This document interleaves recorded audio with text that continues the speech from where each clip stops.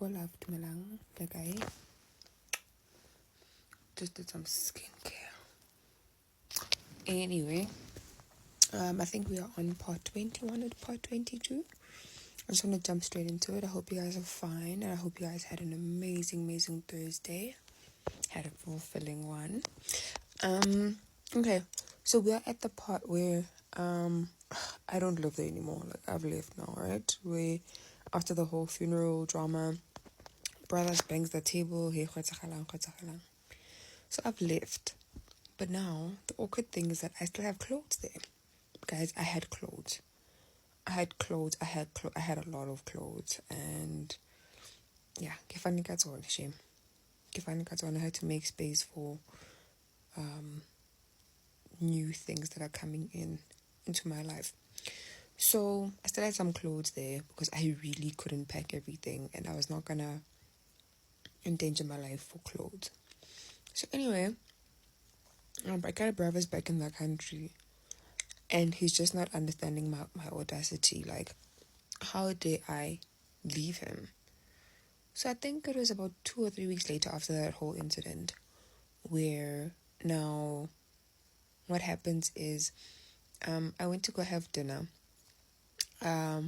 with my family friend, so my best friend actually, and her boyfriend. Her boyfriend, right, is a close family friend because her boyfriend's mother, right, and my mother were best friends. So that's how she and I became best friends actually. I know her through him, right, but now she's my best friend.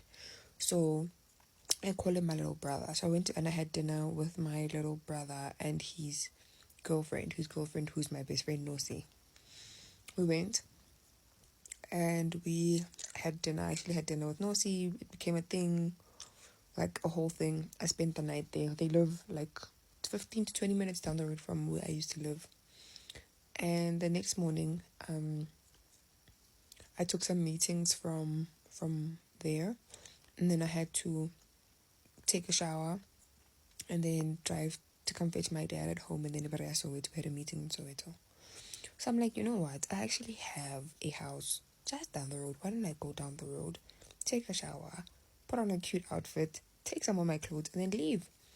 So I call Aussie, right? Our helper. I'm like, yo, can you please start packing the remainder of my stuff? I don't have too much left. Can you please just start packing? Lock up a jacket because every time I come to that place, she's like, sharp.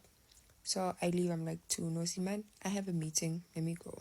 I have to go fetch my dad and I have to go. Fine. I leave and go to the house. I get there.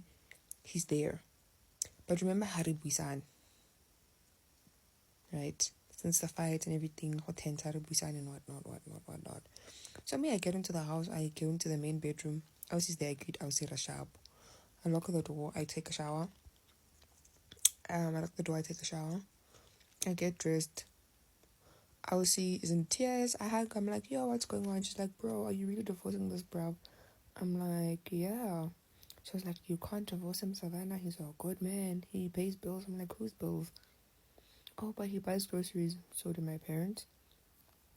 Yeah, but like, you can't do that. Hey, he's a good man. I'm like, Just because you can tolerate abuse doesn't mean that I need to tolerate abuse.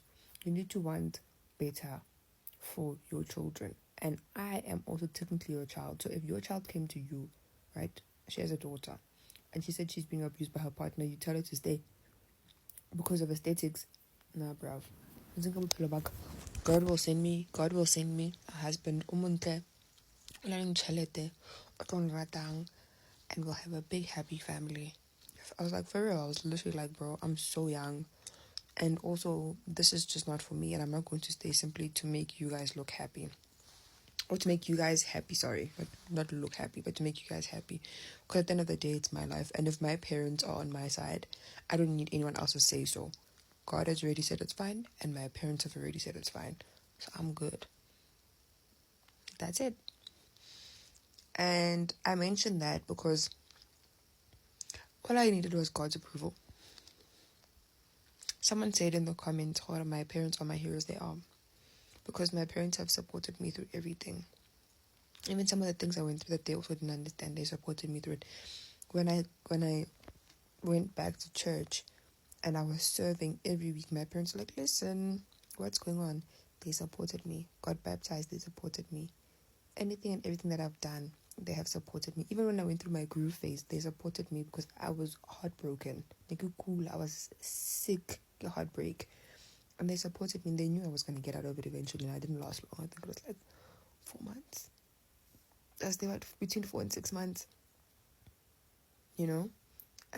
But they still supported me. Anyway, sharp guys, Elsie helped me to pack my things in my car. Brava's still not talking to me, alright? Pack my things into my car. I was going to Tucson and I leave. I still have keys to the house. Fine. At that time, I still had keys. Now I don't. I leave. Fine. Catch my dad, go to the meeting, whatever. When my dad, and I think we're on the way back, my dad gets a call from my mom. Yo, your son-in-law is asking to please have a meeting. It's very, very urgent, whatnot. It's just a meeting with me and you. He doesn't want a girl there. Now it's tense because I can hear my dad sees me switch up. Fine. My parents like, let's give him a chance. Let's hear what he's got to say. And I know this one. I'm master manipulator. I know him. Narcissist. I know him. So, and yes, I'm allowed to call him names because I'm the person who he put through hell. And I didn't call him a bad name. Anyway,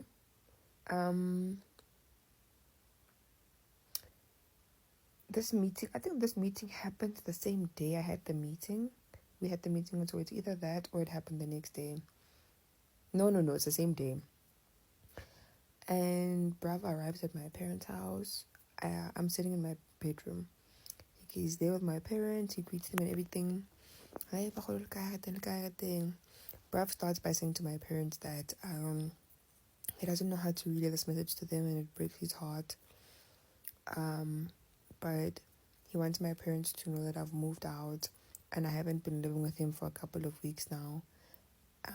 So that if anything happens to me, they mustn't think that it's him because he doesn't know where I'm living. So, because I know my parents were sitting together and my mom is holding my dad's, just above the knee, that calm down mechanism, don't get upset. Brav says he doesn't know where I live. I could be living on the street for all he knows, but I've moved out. I haven't lived at home in weeks. And as a matter of fact, in the morning, I came from wherever I came from. I took a shower, put clothes on. I didn't even greet him, and then I left.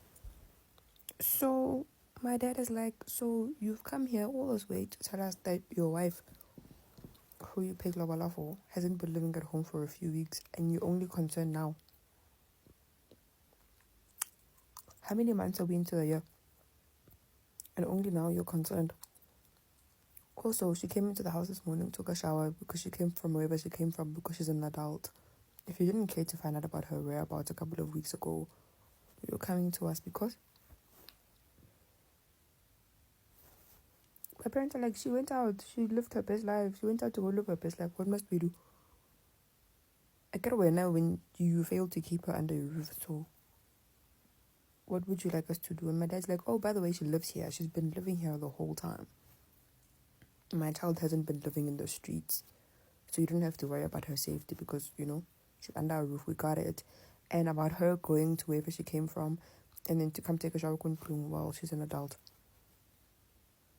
There's nothing we can do. You can also just maybe call her and ask her.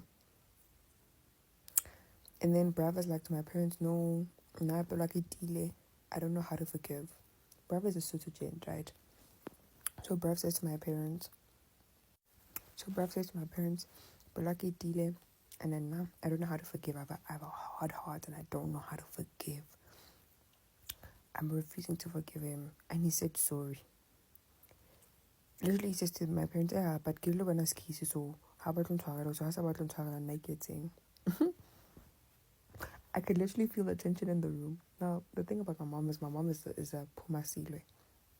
And my dad is very chilled, but he's super protective, over me. I have 3 brothers, guys.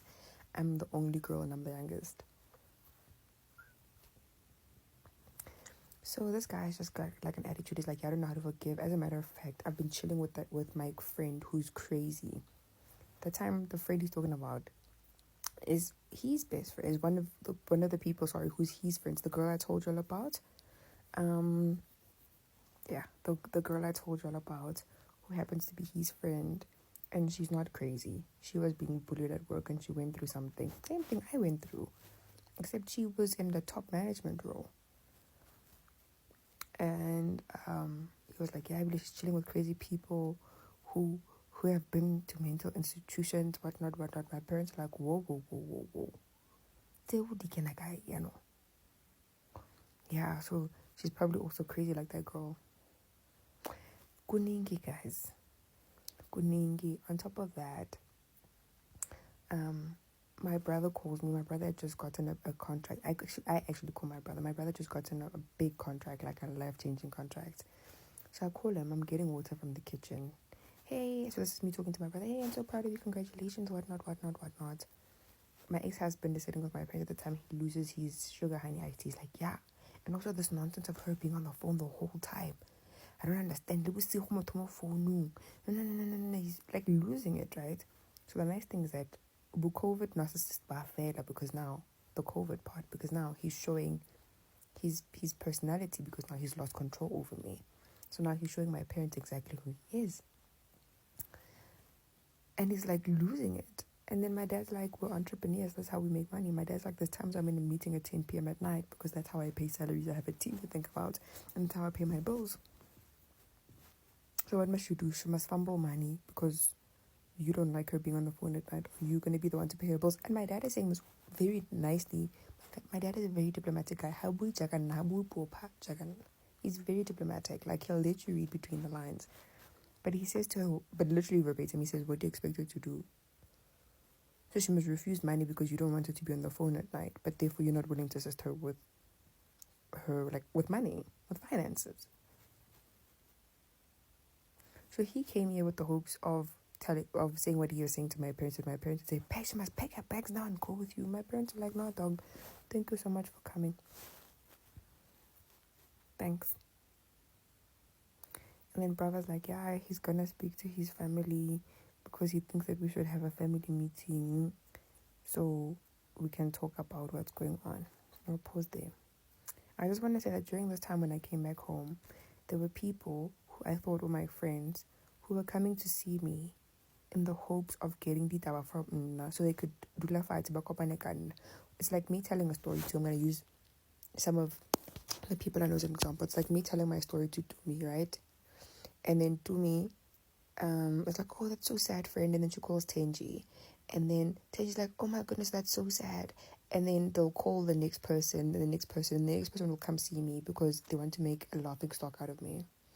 And I found that out when some of these people were people I was trying to help, using my contacts and so forth to help them in situations that they were in. And God kept on closing those doors. Every time I would bring them into like a business opportunity, God would close those doors because God was warning me these people aren't my friends. I find out when I have people who know nothing about my life calling me, say, hey, we're so sorry, we heard about what happened. We heard about what happened with what? Who told you? No, hope you don't mind. Again, I'll use the example. Dumi told me, like, when she saw me, I'm so sad. I really hope I get to come and see you soon, whatnot. And I'm just like, okay. Only to find out that Batuba, Nebangenga, my ex-husband, thinking that my ex-husband was going to get them work where he works. And my ex-husband didn't do any of that. My ex-husband is one of those people who believes that it shouldn't be his responsibility to give you a foot up in the world. You must do it yourself because he did it himself. So he won't go out of his way to do something for someone at all. If there's vacancies at my company, you must go find those vacancies at where the company I work for. Why should I let you know? He was that kind of person. So they were doing all of this, trying to spite me, hoping to buy favor with him, not knowing the kind of person that he is. To this day, I haven't spoken to some of those people. After I realized what was going on there, these people I just stopped talking to. I've even blocked them on socials because you guys are betting on other people's downfall in the hopes that you would gain something else from a person who's hurt them. I lost friends. Guys. I legit lost friends because people were like, you're lying. You would never do such a thing. And even though I had proof, even though I had evidence, it's never enough. One, there were people who were trying to buy a favor from him. There were those who just didn't believe me because he seems like he's such a nice guy. And there's people who are like, Bonnie, they prefer to remain neutral in this situation. They don't want to get caught up in the middle. When there's injustice and you choose to not pick sides, you've already picked a side. Especially when it comes to a situation of abuse. Because then had I left, and thank you, Lord, that I did not leave that situation in a coffin, then everyone would be like, oh, Mbali would have told us. That's nonsense. People would be saying those things for attention. I lost so many friends, y'all. I lost people who I thought were friends. And I'm so grateful that God showed me who they were. Especially those the Bible says, take the speck out of your own eye. Or take the park bench. Someone said park bench. Take the park bench out of your own eye before you take the park bench out of your brother's. That's what I'm going to say. That is all I'm going to say. So these people who had hurt me. And you know what? I forgive all of them. I have forgiven all of them. My life is too good and God is too good for me to even still be carrying those things. And I have to see this poor Eric.